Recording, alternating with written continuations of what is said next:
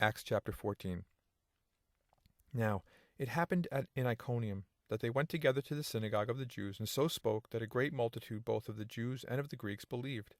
But the unbelieving Jews stirred up the Gentiles and poisoned their minds against the brethren. Therefore they stayed there a long time, speaking boldly in the Lord, who was bearing witness to the word of his grace, granting signs and wonders to be done by their hands.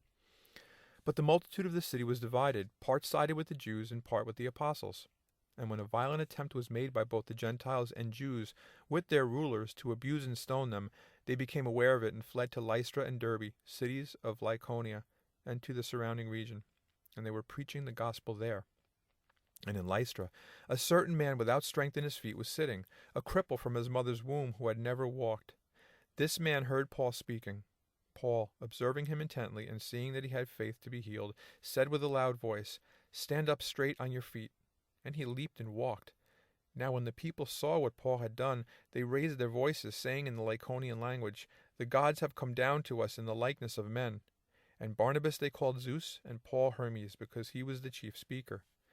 Then the priest of Zeus, whose temple was in front of their city, brought oxen and garlands to the gates, intending to sacrifice with the multitudes. But when the apostles Barnabas and Paul heard this, they tore their clothes and ran in among the multitude, crying out and saying, "Men, why are you doing these things? We also are men with the same nature as you, and preach to you that you should turn from these useless things to the living God, who made the heaven, the earth, the sea, and all things that are in them, who in bygone generations allowed all nations to walk in their own ways.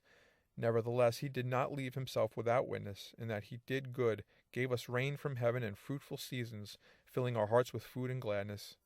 And with these sayings they could scarcely restrain the multitudes from sacrificing to them.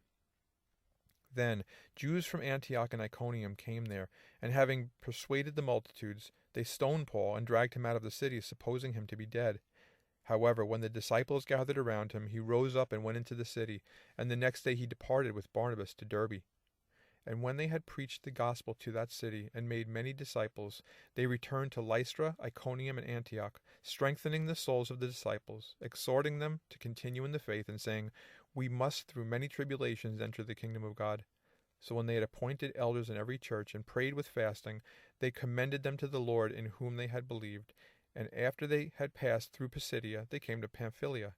Now when they had preached the word in Perga, they went down to Attalia. From there they sailed to Antioch, where they had been commended to the grace of God for the work which they had completed.